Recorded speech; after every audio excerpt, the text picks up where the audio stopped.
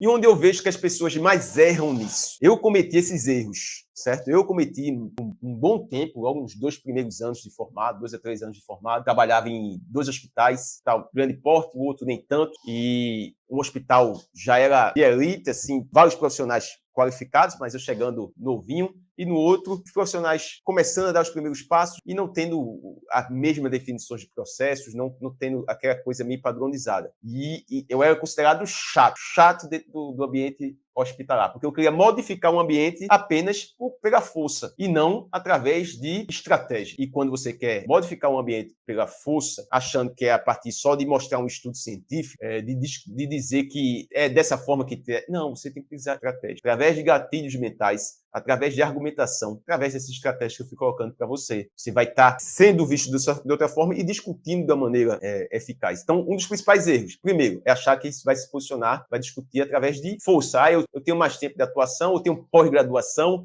eu tenho mestrado, eu tenho um título de especialista. Isso não faz diferença para discutir no ambiente muito profissional. Ah, é porque eu sou especialista nisso. Não vai fazer diferença. A pessoa vai entrar no vídeo e vai sair no outro. Isso é um erro que eu já vi várias vezes acontecer. O profissional diz, mas eu sou especialista nisso. Sim, mas o que é que causou a intubação do paciente? Eu não sei. Então, não importa nada se você é especialista.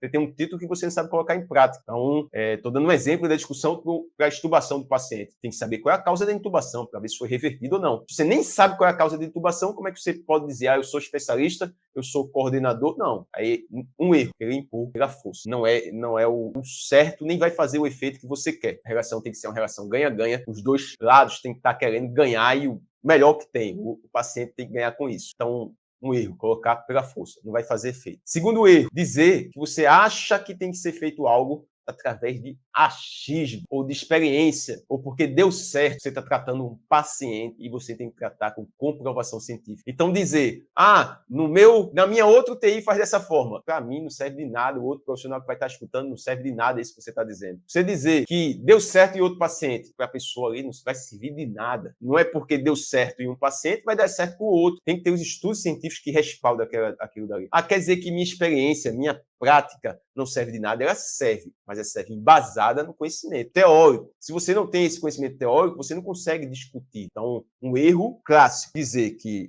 você acha que aquilo dali não vai dar certo, dizer que acontece em outro hospital que você trabalha, dizer que você já viu aquilo acontecer. Isso daí é erro de viés. O primeiro argumento que eu ia falar para você, sim, e quantas vezes você viu que não deu certo? Você tem uma pesquisa sobre isso?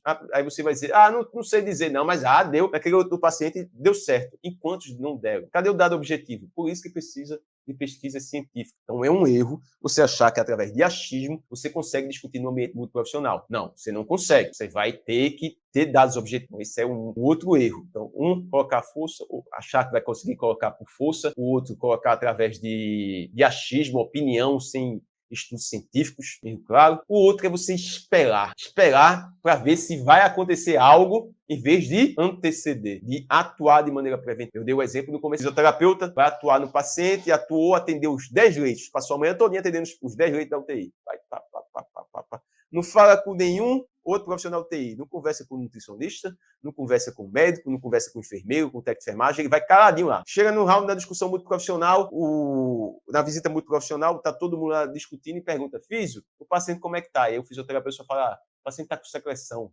ou não está com secreção. Aí depois chega tarde, foi discutido tudo, o cara não se posicionou, o cara não falou nada, ele não vai ter força nenhuma para discutir dentro do ambiente muito profissional. Como eu falei aqui, que é dito no livro Gestor Eficaz, o ambiente muito profissional é uma organização complexa. Cada um tem uma chefia, mas todos têm que se comunicar para gerar um melhor benefício para o paciente. Não pode causar mais malefício do que benefício. Então você deve atuar de maneira preventiva, sempre de maneira preventiva, sempre antes da outra pessoa chegar em você. Se acontecer de a pessoa chegou antes, você vai ter que ter a estratégia de argumentação técnico-científica. A gente vai falar um pouquinho sobre isso aqui. Então, esses são alguns dos erros. Antônio, e como eu devo começar? Você deve começar a partir de hoje. Já começa a treinar em casa. Eu vou treinar o argumento em casa. Sim, faça um teste em casa. Você quer algo? Quem tem namorado, quem tem namorada, quem tem pai e a mãe, quer decidir alguma coisa, e você só deixa para solicitar, para pedir, para fazer algo ali em cima da hora, sem preparar a pessoa. Só vai chegar, tomar um susto ali e vai ter que tomar a decisão da maneira mais rápida possível. E se você vier antes, preparando a pessoa, falando sobre algo que vai acontecer, dizendo a importância daquilo dali,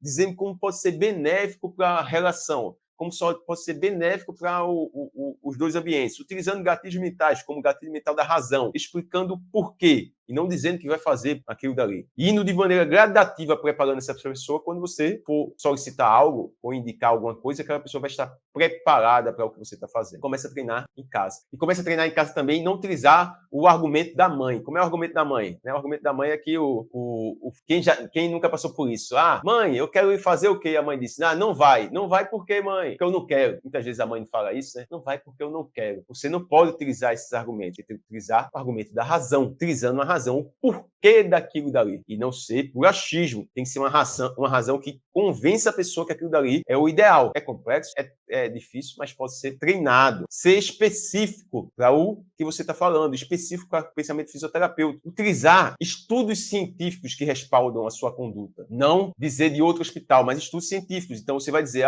na Critical Care Medicine foi publicado uma revisão sistemática que mostra que realizar um índice de respiração rápida superficial apenas como parâmetros objetivos para extubar o paciente não tem a especificidade e acessibilidade necessária para extubar. O principal parâmetro é o teste de respiração espontânea, como tem nas diretrizes brasileiras de ventilação mecânica, como tem nos guidelines de progressão de extubação da ATS, do desmame, como tem no último meta-análise publicado em 2022. Então, observe, você está através de argumentos, falando dados objetivos, demonstrando o que é que tem que ser feito e falando estudos científicos que respaldam aquilo dali. A pessoa vai começar a valorizar o que você está dizendo e vai aceitar. Quer dizer, essa pessoa está respaldando, ela sabe o que ela está dizendo, ela está trazendo os dados objetivos. Vou dar um exemplo de uma discussão uma vez que eu tive dentro da UTI. Trabalhava na UTI, várias UTIs dentro do hospital, e eu era coordenador de 2 UTIs. E aí a gente estava lá discutindo os pacientes, e foi daí, no começo da pandemia da Covid, estava sendo feito o desmame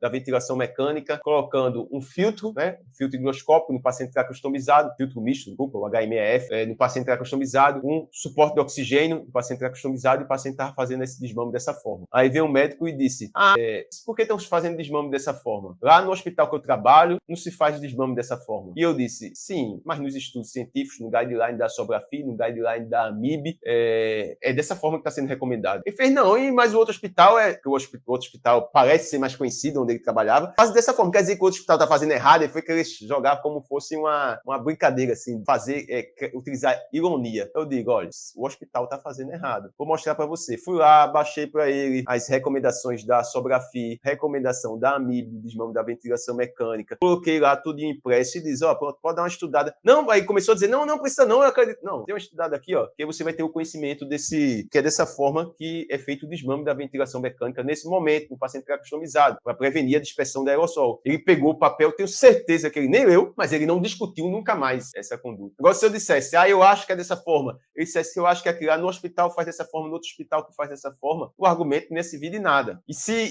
a partir do momento que a gente fala de maneira comprovada cientificamente, a pessoa não tem como discutir. A pessoa vai discutir o quê? A pessoa vai dizer que uma recomendação da SOBRAFI, da AMIB, está errada? Não. Mas para isso você tem que ter o conhecimento, tem que estar preparado.